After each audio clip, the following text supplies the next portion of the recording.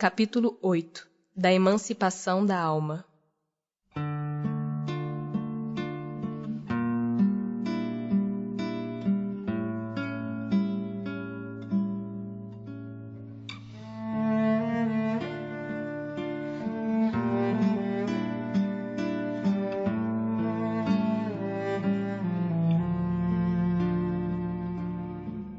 O sono e os sonhos.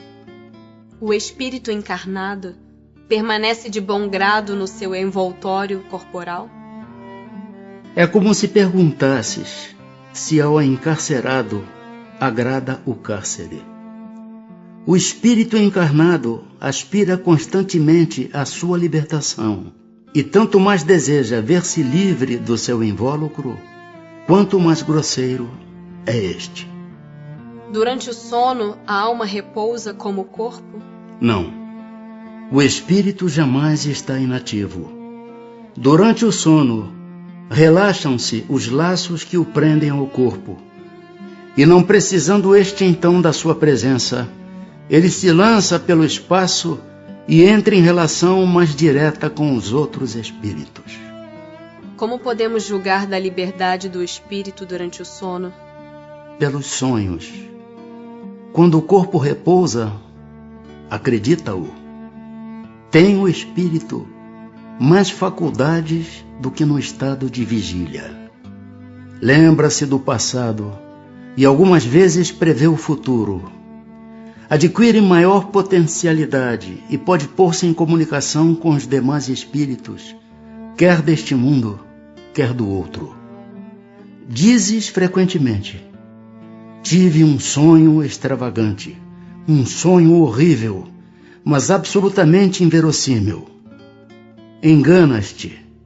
É, em geral, uma recordação dos lugares e das coisas que viste ou que verás em outra existência ou em outra ocasião. Estando entorpecido o corpo, o espírito trata de quebrar seus grilhões e de investigar no passado ou no futuro.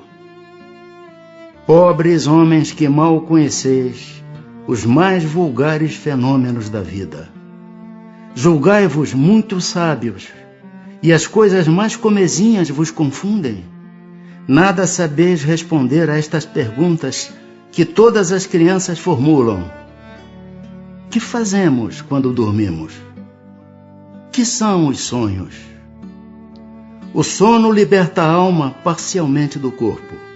Quando dorme, o homem se acha por algum tempo no estado em que fica permanentemente depois que morre. Tiveram sonos inteligentes os espíritos que, desencarnando, logo se desligam da matéria.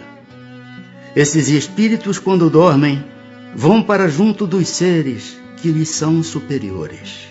Com estes viajam, conversam e se instruem. Trabalham mesmo em obras que se lhes deparam concluídas quando volvem, morrendo na terra, ao mundo espiritual. Ainda esta circunstância é de molde a vos ensinar que não deveis temer a morte, pois que todos os dias morreis, como disse um santo. Isto pelo que concerne aos espíritos elevados.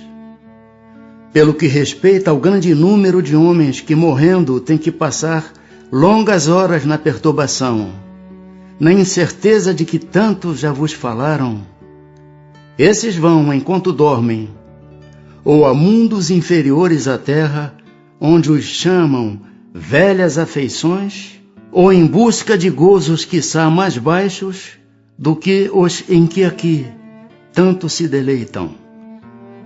Vão beber doutrinas ainda mais vis, mais ignóbeis, mais funestas do que as que professam entre vós.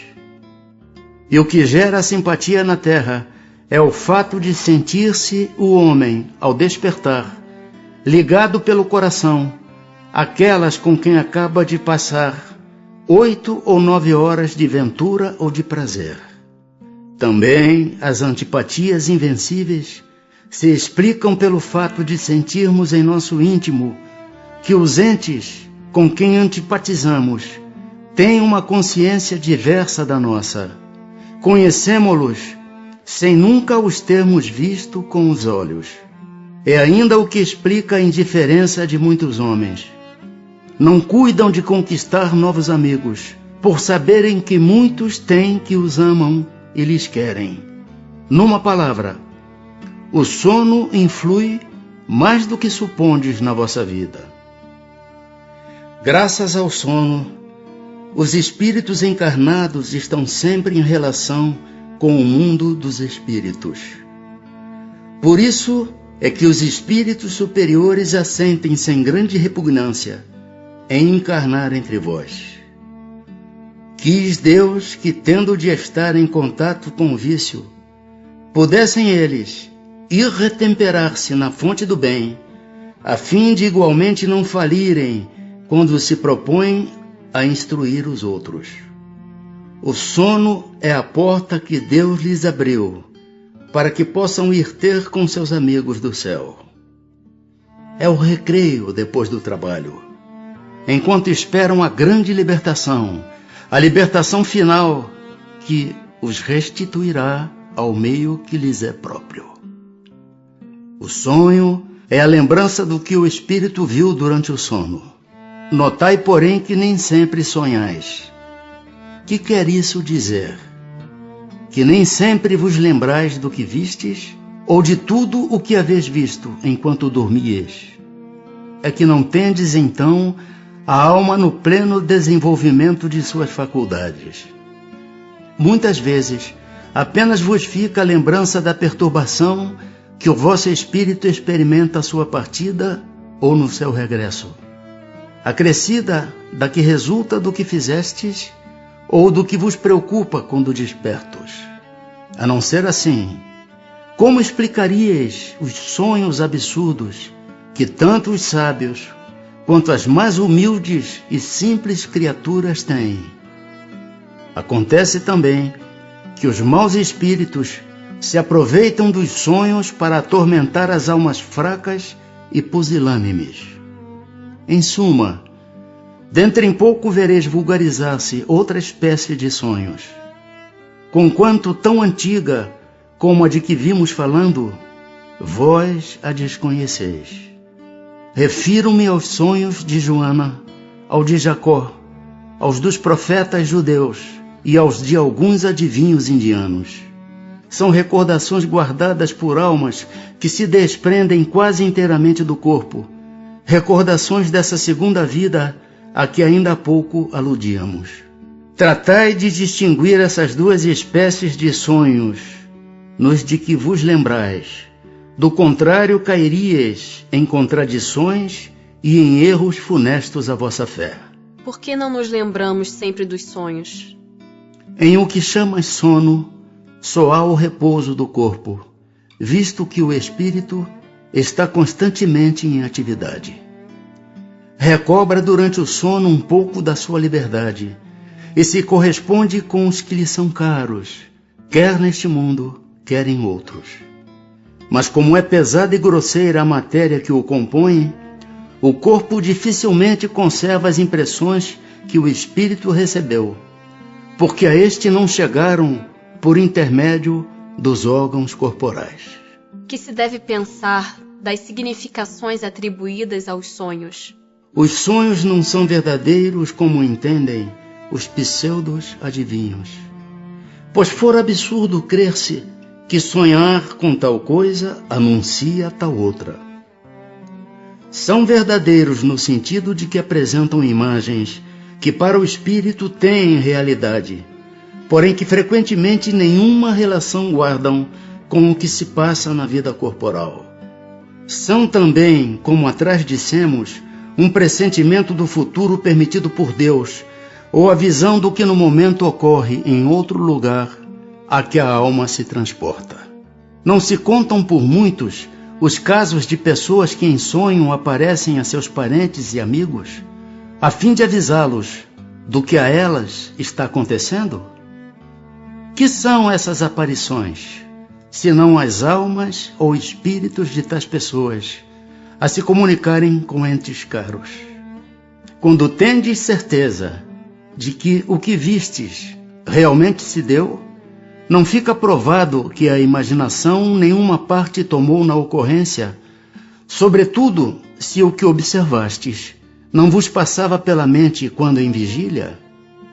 Acontece com frequência verem-se em sonho coisas que parecem um pressentimento, que afinal não se confirma. A que se deve atribuir isto? Pode suceder que tais pressentimentos venham a confirmar-se apenas para o espírito. Quer dizer que este viu aquilo que desejava, foi ao seu encontro. É preciso não esquecer que durante o sono, a alma está mais ou menos sob a influência da matéria e que, por consequência, nunca se liberta completamente de suas ideias terrenas, donde resulta que as preocupações do estado de vigília podem dar ao que se vê a aparência do que se deseja ou do que se teme. A isto é que em verdade cabe chamar-se efeito da imaginação. Sempre que uma ideia nos preocupa fortemente, tudo o que vemos se nos mostra ligado a essa ideia. Quando em sonho vemos pessoas vivas, muito nossas conhecidas, a praticarem atos de que absolutamente não cogitam, não é isso por efeito de imaginação? De que absolutamente não cogitam, dizes. Que sabes a tal respeito? Os espíritos dessas pessoas vêm visitar o teu. Como o teu os vai visitar, sem que saibas sempre ou em que eles pensam. Demais, não é raro atribuir-lhes, de acordo com o que desejais, a pessoas que conheceis ou que se deu ou se está dando em outras existências. É necessário o sono completo para a emancipação do espírito? Não. Basta que os sentidos entrem em torpor para que o espírito recobre a sua liberdade. Para se emancipar, ele se aproveita de todos os instantes de trégua que o corpo lhe concede. Desde que haja prostração das forças vitais, o espírito se desprende, tornando-se tanto mais livre quanto mais fraco for o corpo. E qual a razão de ouvirmos, algumas vezes em nós mesmos, palavras pronunciadas distintamente e que nenhum nexo têm com o que nos preocupa? É fato. Ouvis até mesmo frases inteiras, principalmente quando os sentidos começam a entorpecer-se. É quase sempre fraco eco do que diz um espírito que convosco se quer comunicar. Doutras vezes, num estado que ainda não é bem o do adormecimento, estando com os olhos fechados, vemos imagens distintas, figuras cujas mínimas particularidades percebemos. Que há aí? Efeito de visão ou de imaginação? Estando entorpecido o corpo, o espírito trata de desprender-se. Transporta-se e vê. Se já fosse completo o sono, haveria sonho. Dá-se também que durante o sono, ou quando nos achamos apenas ligeiramente adormecidos, acodem-nos ideias que nos parecem excelentes e que se nos apagam da memória apesar dos esforços que façamos para retê-las. De onde vêm essas ideias? Provém da liberdade do espírito que se emancipa e que, emancipado, goza de suas faculdades com maior amplitude. Também são frequentemente conselhos que outros espíritos dão. De que servem essas ideias e esses conselhos, desde que pelo esquecer não os podemos aproveitar? Essas ideias, em regra, mais dizem respeito ao mundo dos espíritos do que ao mundo corpóreo. Pouco importa que comumente o espírito as esqueça quando unido ao corpo. Na ocasião oportuna, voltar-lhe-ão como inspiração de momento. Estando desprendido da matéria e atuando como espírito, sabe o espírito encarnado qual será a época de sua morte? Acontece pressenti-la. Também sucede ter plena consciência dessa época, o que dá lugar a que, em estado de vigília, tenha a intuição do fato. Por isso é que algumas pessoas preveem com grande exatidão a data em que virão a morrer. Pode a atividade do espírito durante o repouso ou o sono corporal fatigar o corpo? Pode, pois que o espírito se acha preso ao corpo qual balão cativo ao poste. Assim como as sacudiduras do balão abalam o poste, a atividade do espírito reage sobre o corpo e pode fatigá-lo.